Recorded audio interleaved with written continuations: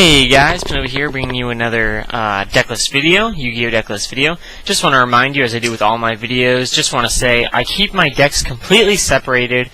In other words, like, I'm not going to transfer a Mirror Force over from my main deck to one of my extra decks, for this video or, in actuality. So just keep that in mind, and let's just go ahead and get started. Before we go into the monsters like normal, I just want to show you guys this card, Verdant Sanctuary. If I didn't already say it, this is my insect deck list, and it is very dependent on this card right here. It kind of makes or breaks your strategy. Verdant Sanctuary, to read the effect verbatim, is when a face-up insect-type monster is destroyed and sent to the graveyard, its controller can add one insect-type monster with the same level as the destroyed monster from their deck to their hand. I do believe that includes when it's destroyed by battle, like if it were face down and gets destroyed by battle. I think that counts too, because it was face up during damage calculation. Don't quote me on that, I might have to check that out. I do remember looking it up once, but my memory's a bit vague. But the point is, whenever your insect-type monsters are destroyed while face-up, while this card is on the field, you can get another one of the same level from your deck to your hand, which is a very, very amazing mechanic. It's similar to Black Whirlwind, except for instead of being summoned, it's like when you're destroyed. And of course, insects don't have things like, Icarus to abuse with it, but it can still be a very potent card, especially in a, meta where Heavy Storm is gone, so there's less widespread spell and trap destruction. So just keep this card in mind, as it is the explanation for why a lot of things are ratioed the way they are. And let's just go ahead and get into the monsters. We're going to start here. We got 3 Doomdozer. Doomdozer is the main beat stick of the deck. It has 2800 attack, and it can be special summoned by removing 2 insects from your graveyard to out of play. You're definitely going to want to run 3 of him, and he is pretty much a humongous nightmare for your opponent. Especially if you've been getting those +1s for a while with Verdant Sanctuary, your opponent's wasting their one-on-one destruction, similar to how a gadget deck, would work. Next, we've got 2, what's his name, Aztecapede, the Worm Warrior, and he's a 1900 beat stick. Similar, he's like your mini Doomdozer. You remove 1 insect-type monster from your graveyard to summon him. The reason you're only going to run 2 of these guys as opposed to 3 is you don't want to be getting rid of all your insect fodder in the graveyard. You're going to need, stuff to fulfill Doomdozer's 2 insect removal requirement. So it's pretty much for a little bit of extra swarm, a little bit of extra beat stickedness, and some more solid 4-star action for the deck. Then we've got 2 Cross-Sword Beetle. Cross-Sword Beetle is a 4-star, 1800 attack insect-type monster, and while you control another face-up insect-type monster other than himself, all insect monsters you control pierce, meaning that when you attack a defense position monster, the difference is battle damage to your opponent's life points. That's a very underused mechanic. There are a lot of cards that have this ability, including Gravekeeper Spear Soldier and so many others. The effects granted by spell cards like Fairy's Meteor Crush, but it's generally not considered to be too amazing. But in a format where people are using things like fluff tokens off Dandelion, Raikos, it can really help, especially when all the monsters on your side of the field are going to be getting it. So definitely something to consider. Plus 1800 attack is not too shabby. Another insect type monster and another level 4 to fetch more stuff with Verdant. Now we've got Koakamaru Beetle. Just a 1900 attack monster. You're only going to run him at 1. He's kind of just for options, because whenever you're using a deck that has toolbox-like tactics, you're going to want options.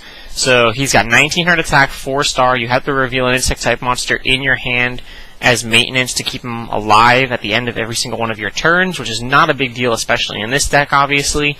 And his effect is whenever your opponent summons a light or dark monster, it is automatically switched to defense position. This is really helpful towards other insect tactics like spider decks, but it can still be helpful for things like Dark Armed Dragon, Light and Darkness, not Light and Darkness, what am I saying? Well, I guess technically, but Judgment Dragon and Cyber Dragon and things like that. So yeah, with a meta where Cyber Dragon's at 3, that can be very useful. and all of that good stuff. So definitely worth running at least one in the deck. Then our very last 4-star monster is a skull-marked ladybug. It's just a good card that you can pull from your deck whenever like one of your Aztecapedes or something like that gets destroyed. Get it into your hand. It's a good discard fodder. It's a good, random set just to, block your life points, then heal you up a bit, and then fodder out for Aztecapede or Doomdozer. Next, we're going to move on into the level 1 monsters of the deck. We're only going to be running 3. We're going to run 2 Golden Ladybugs. Golden Ladybug's effect is that during your standby phase, you can reveal it in your hand to increase your life points by 500. I do believe you have to reveal it for the entire turn. Not that it really matters too much. Yeah, it mostly just matters because if you choose to reveal it, it has to stay revealed the entire turn, which I assume means you can't like set it to defend your life points or anything like that. But still, really cool because you can get it to your hand with a lot of other effects that we'll go over later, and then every single turn you'll be gaining 500, or if you have both of them, 1,000 life points every turn, which is a big hindrance to your opponent, especially with Verdant and all these other +1s you're going to be getting. The third level 1 is just in case. Well, he has a pretty good effect. His name is B-List Soldier. Only 500 attack, 400 defense, hence level 1. But his effect is you can tribute him and one other plant-type monster you control to draw 2 cards. Really useful. It'll kind of go over its utility a little bit later in more depth. But you could tribute, say, him and a Man-Eater Bug that you've already flipped face up off for 2. You can just go ahead and set him, and then when he's destroyed, get a Golden Ladybug to your hand. I do believe, like I said, I'll have to recheck the official rulings of Verdant Sanctuary. If not, you could take some life points damage and have him in attack mode, but whatever. Next, we're going to go on to our level 3 monsters. Only 3 level 3s in the deck, which is 3 Howling Insects. Howling Insect is the battle searcher for insects, kind of like your Mystic Tomato, kind of like your Giant Rat. He has 1,200 attack, 1,300 defense. I guess he's more like Warrior Lady of the Wasteland to be more accurate, but get an insect-type monster from your deck, special summon it to your side of the field, and it does not have to be in attack position unlike most battle searchers. So keep in mind, because of Verdant's effect, you can only add a monster of the same level. So you're not, unlike most battle searchers, a very popular tactic is to go, okay, I have Howling Insect, they kill it by battle, let me get another Howling Insect to the field. You do not want to really do that with this deck. Most of the time, what you're going to want to do is set Howling Insect, they kill it, you're going to want to get this card called Gokipan, which we'll go over in a minute, and then you'll add a Howling Insect from your deck to your hand with Verdant's effect. So, with only 3 level 3s in the deck, try not to burn through them like you would, a tomato or something. Next we have Gokipan, a level 2, 800 attack, 800 defense, meaning you can search him out with Howling Insect. And his effect is when he's destroyed by battle, I believe add an insect monster of 1,500 attack or less from your deck to your hand. Sort of, yeah, that is the correct number. And it's kind of like a Sangan, but it has to be destroyed by battle, and it's only for insects, which might sound bad, but it's actually very amazing with Verdant, because when it's destroyed, you're going to get a level 2 for Verdant's effect, and an insect of 1,500 attack or less for Gokipan's effect, meaning you can get a B-List Soldier, a Golden Ladybug, a Man-Eater Bug, which we'll go over in a minute, a Howling Insect, all of that amazing stuff. You could even get a Skull-Marked Ladybug, which we went over earlier, as, discard fodder. So definitely a lot of options for this card. It's a great, great stall card for the deck. Then we've got Man-Eater Bug times 3, because he's a level 2, which means if Gokipan's destroyed, you can get him with Verdant's effect. You can get him with Gokipan's effect to add a 1,500 or less to your hand. Just really amazing 1-for-1 card, kind of like the deck's Raikou. But, obviously no back row destruction. But still a really amazing card for the deck. So that's the monster lineup. Pretty monster heavy, just because you're going to be getting monsters from your deck so much with Verdant that you'll be drawing into the remaining spell and traps in your deck. So let's go over the spells we've already covered. Times 3 Verdant Sanctuary. Next we've got 2 Book of Moon. Book of Moon is just a great card this format, great card last format. It stops a lot of synchro shenanigans, people trying to black rose your stuff. It stops a breaker from messing up your Verdants.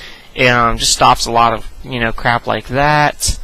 I mean, I guess you could even use it on your Man-Eater Bug or something like that to get an extra destruction. 2 solidarity, because you're going to be running, you know, only insects in this deck, so it makes even stuff like your howling insect a huge beater. It makes, you know, your Kokaimeru beetle be able to overrun the likes of Caius, and just you know, buffs your insects up quite significantly. ×3 creature swap, which is going to be really useful after you flipped up your man-eater bugs. It's going to be useful for your howling insects, your Goki pawns, pretty much anything in the deck. You could even set your, you know, 18 beaters, your Kokaimeru beetle, and they won't be able to have maintenance for it. Just about every monster in the deck except for Doom Dozer works pretty well with creature swap. So definitely something that you're going to want to utilize. 1 monster reborn. Pretty much a, you know, obvious staple.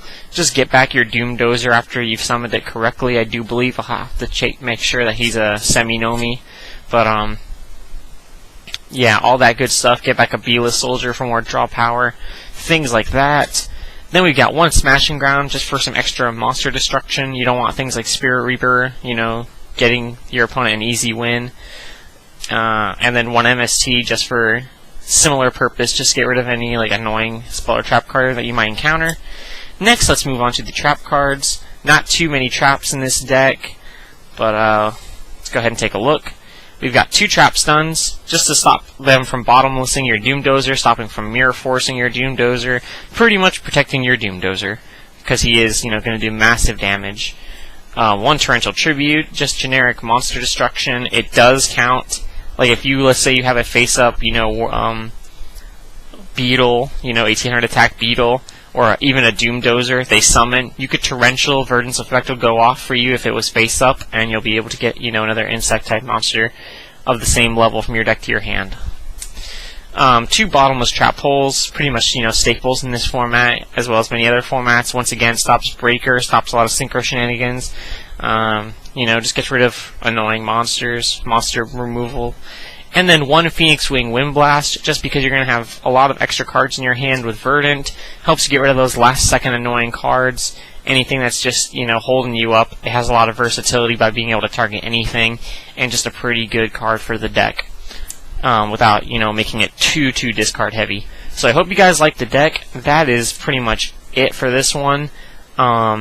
It's a fun deck. If you can get your Verdant on the field pretty quickly, like first or second turn, then your opponent's going to have a really hard time getting a win out of you.